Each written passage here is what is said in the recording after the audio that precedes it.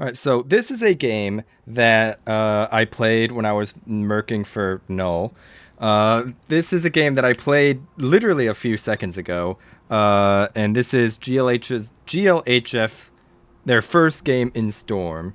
And joining us, I'm in the Marceau. We are playing this from the perspective of Royal, who is the caller of this game. I'm not interesting enough gameplay wise to get a to get to show my perspective, so we're watching this. And Royal is in the voice call with me, who I think I remembered to hit the stream button, and he's going to tell you what we're looking at right now. Yeah, so initial deployment, we're sending our Sve and Moskva onto C. Sve is going to play out on the 10 line. Moskva is going to play the 8 island rock at G8. Both DDs are going to go to A, try to get early damage on their destroyers. Both Salems are going to go all the way around to the 2 line and push into the Thunderdome. And then our Columbo is going to sit mid-ish, biasing A. We kind of know what their comp is, so you'll notice us pointing out or pinging on the map. We think they're going to send their golden to D7. So we're playing our Moskva further back because of that, and then we're planning on both their DDs coming into A. This is the grudge match of the century right here, by the way. In case anyone didn't notice, this is GLHF versus GGWP, so that's fun. They have a golden glue, Mosfa, Svea, Salem. They're a pretty standard looking comp, for better or for worse. They are running a exact same destroyer gang squad that we were running in the Marceau and the Gdansk. Both destroyers are mirrored. So me in the Marceau was telling our own Gdansk to be kind of pre-kited, and I also told everybody on our team who has guns towards A to have guns pointed at A to try and trade as positively as possible with these destroyers. Yeah, and you're going to see me open up here with the Salem guns. Not going to get a bunch of damage because, well, it's a Marceau at 13 kilometers. Yeah. But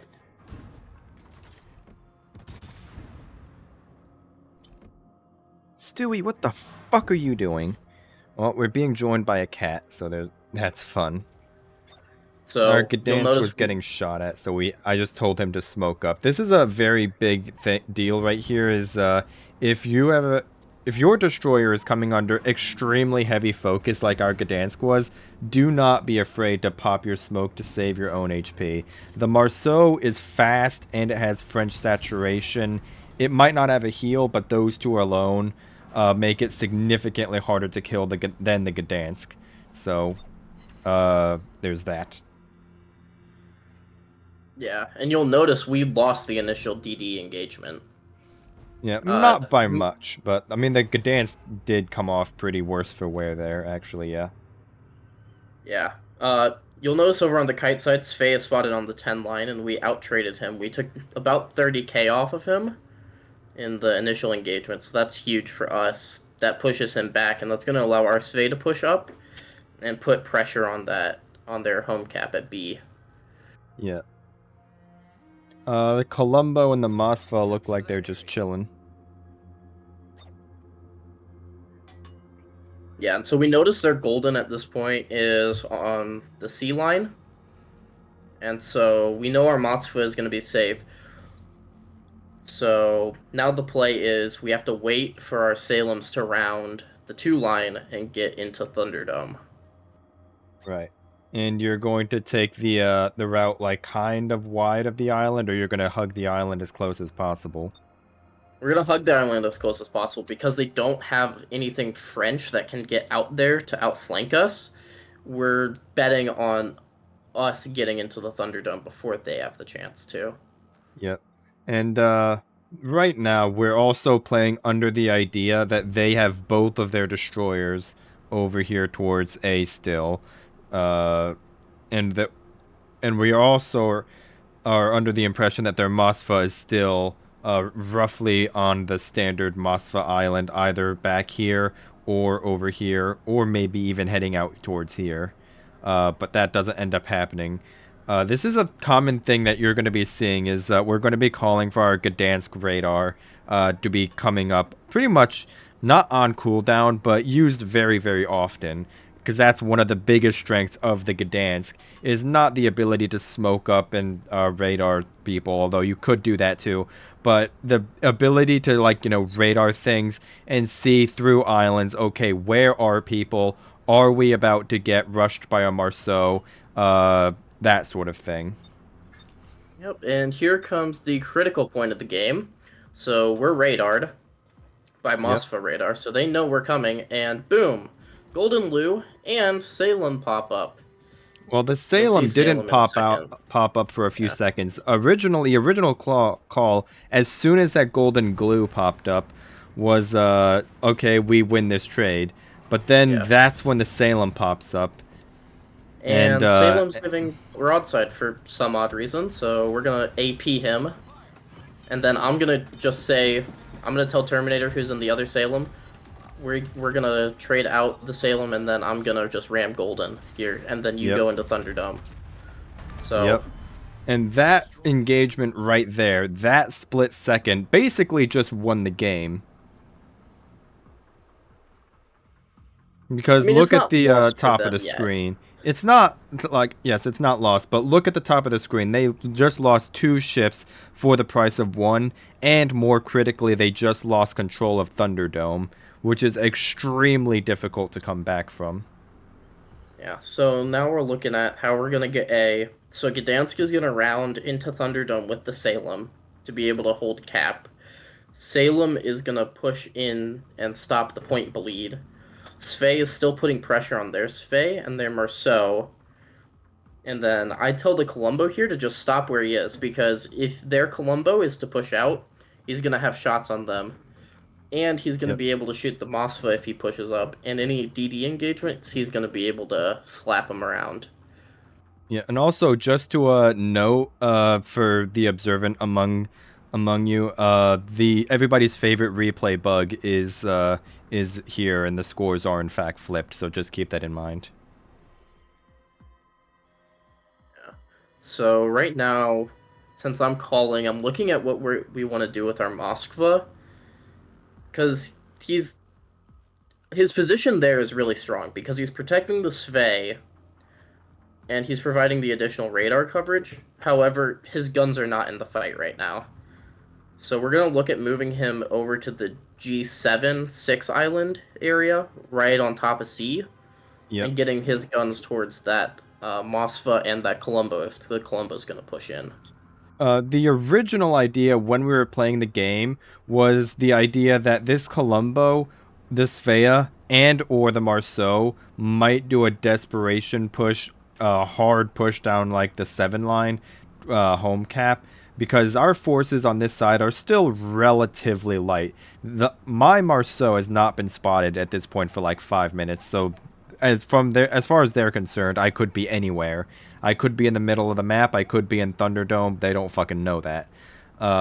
So the original call was to actually have the Moskva on the same island where he is, except he's just going to have his bow pointed at sea, anticipating a rush down towards home cap. Although that's not going to end up happening. And then once we see that that's not happening, that's when we're like, okay, they're not going to do what we originally planned for. So now we can look at something else. And in this case, that is going to be, like we described earlier, pushing it up towards the corner of the island there above C, right where my Marceau is right now.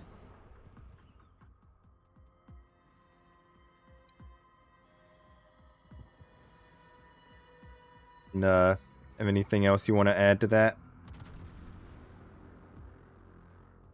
Yeah, Is he so at fuck? this point, I told Okay. the I was about to Colombo say. I was to about to push say. Is he into fucking muted or A. something?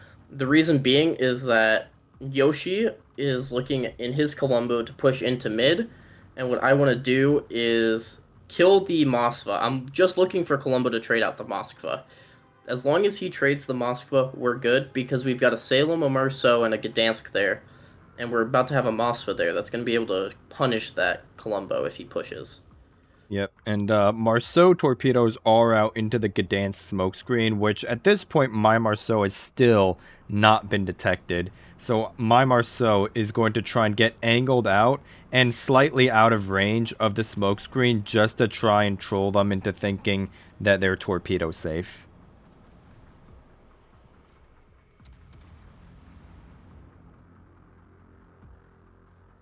Now, right now, I believe the call was that everyone who has shots on Moskva takes them. Yeah, Mossfa is the focus here, and we just need to burn him down. Yep. Um, the call on Kiteside is Drop was just playing that by himself. He's basically just trying to force the Svei into fighting him and only him, keeping the Svei out of the fight and putting pressure so that they can't really rotate anything back to try to deal with our uh, holdings at A. Yep. And the Moskva goes down, so now the call is everybody focus Columbo. We're going to lose our Columbo, but that's going to be completely fine because, like I said, we traded out the Moskva. And at this point in the game, Zeka isn't running the HP mods, but we were about 100k HP ahead, so. Yeah. And Yoshi and the Columbo did gobble a bunch of Marceau torpedoes, stopping into the Gdansk screen as well. So we know that Columbo's DCP is on cooldown, so we're just spamming him down. Yeah, And so I believe at this point his guns are pointing at my Marceau. And he smokes up here, but I believe he's under the Moskva radar. yeah, It's so not we it's killed not showing in the replay, but I do have that 3D radar mod. yeah. And then we do end up I believe we got the Gdansk there. Maybe we didn't. Maybe he No, we survived a little bit didn't. longer. Okay. Gdansk is still alive, and now we're just my Marceau and the Moskva are just coming out here to meet their Marceau, because that Marceau has to go for C, even though it's basically a guaranteed death wish. He loses nothing by trying. Yeah. In fact, right there, Yoshi says GG. So Yeah, they knew the game was over at that point. We get their Marceau, we get the Gdansk. Svei is gonna survive the game. Unfortunately, we didn't clean light them, that's but unfortunate. I think we might be shitters. yeah, we're just bad. So, uh, the big play here that we talked about earlier is winning the Thunderdome, and why was that important? So if their ships were able to get into the Thunderdome or get around, they'd completely have us caught in a crossfire. You don't want to get farmed out by a Salem. Insane DPM. The superhero makes it annoying to kill. Golden with the planes makes it really annoying to play against. Um, and the Thunderdome on this map, in particular, it's kind of the point that you have to hold in order to win the game. So them failing to get in there and losing the trade out on the 2 line just destroyed their chances of winning right off the bat. Yeah, and like we also talked about earlier, it technically was not unfeasible for them to still win the game if they played their cards right. Once you lose control of the Thunderdome, you pretty much you either have to come if you have like a French destroyer like a Kleber or a Marceau, you could attempt to use that to kind of rush out one or both ships that might be in there, depending on what they have in there, of course, and how much health they have. That's an option, or you have to play extremely hard for the home cap. Or failing that, you just have to fucking go random bullshit go and send it and at least see what happens. Because if you're going to lose the game anyway, there's no such thing as losing harder. You might as well at least fucking if you're guaranteed to lose, and you lose nothing by just sending it. I mean, I don't know. You might as well. I think their play was push the Columbo down the 7 line and try to Yeah, I win think. our home cap, Yeah, but and they that's just what I didn't do was that. and that's what I was talking about earlier when I was talking during the point when we were playing this game is we wanted to have the Moskva instead of going up towards the island he ended up being at. We wanted to stay at that island that I don't remember where it is in respective to the map, but it's like a little bit to the side of C, not above it. It's not in like that main chain of islands that's visible right there, but the one that's like kind of off to the side a little bit more. We wanted to have the Moskva bow behind that island, sitting there with his bow towards the cap in order to meet that push, because at that point that was their best option. And then also, like we talked about, that 2-for-1 trade on the 2 line to begin with the Salem and the Golden Glue being traded for a single Salem happened again because we traded their Moskva and their Colombo for our 1 Colombo. So uh, that helps as well. Yeah, they they started panicking as soon as their plan fell apart on the 2 line. So Yeah, and this is another huge takeaway from this is falling behind at the beginning is not the end of the world, right?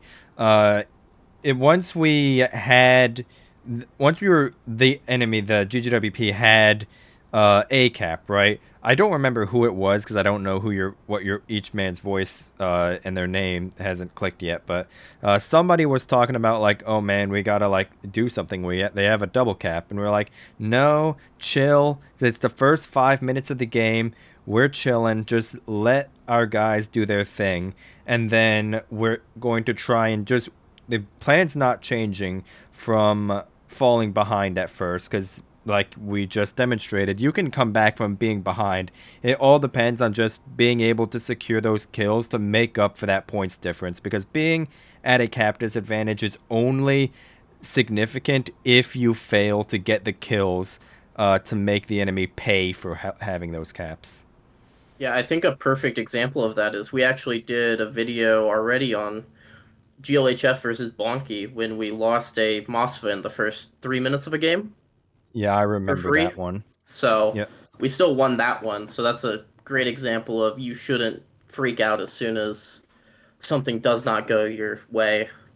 Yeah. And part of like when you're behind, sometimes there are going to be instances where you kind of have to be like, okay, our original plan is not going to work because of this. Maybe there's a battleship cock blocking where we wanted to put our cruisers at. Maybe they have a fucking Yu Yang and an island cockroach Moskva that's going to make your push miserable to push into, or just any number of other things. So sometimes there are going to be instances where you kind of have to like change your strategy on the fly, and that is one of the big things that will set a good team apart from a okay one, is that ability to think and adapt on the fly, and also to keep your cool, because like we talked about, GGWP actually had a fairly solid ticket to winning the game regardless. If they shoved their Marceau,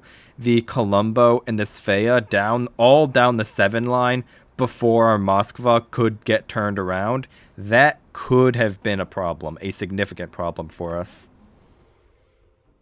Yeah, and great example too is we changed the places where the 2 Salems were going in the first minute of the game 3 different times because we were all talking like, well, how are we going to actually put pressure on them to win?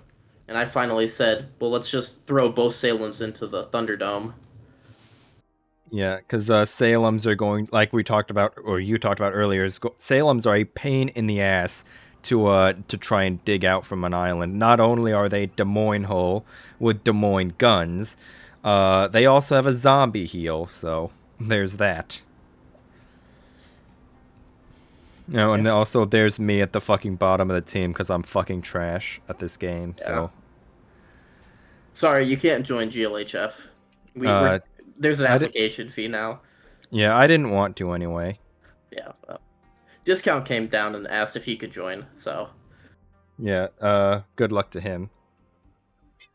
So, anything else you want to say during about this, or is that about it? no, that's about it. Yeah, I think the biggest takeaway from this particular game is that ability to keep your cool, and the significance of how big of a difference getting out traded can be, and how big of a detriment or a positive thing getting an early advantage like that can be, especially when it gives you some kind of positional advantage as well, like it did with the Thunderdome.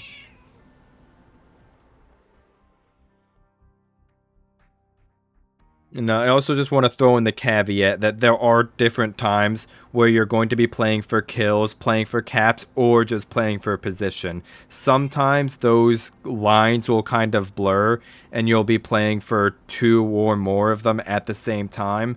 And those are instances that are like being able to spot what you're playing for at a specific time, whether we're playing for kills, whether we're playing for a position like Thunderdome, or whether we're going to play for a specific pick or a cap or whatever. All of these things are going to be changing constantly, and it's something that's going to take experience to keep up. That's really hard to kind of visualize explaining it out. So we'll have to get another game to kind of demonstrate that in a live version. But Yeah, we'll get a replay like that at another time.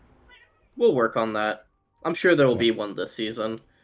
yeah, One of the big things in clan battles is most of the time you're playing for the positioning because you got to think about it in a competitive setting where, especially once you're up in Storm Plus, a lot of the times you're playing teams that are put together, their players are pretty decent, they know what's going on around them, and so playing for positioning wins you more games than just playing for kills.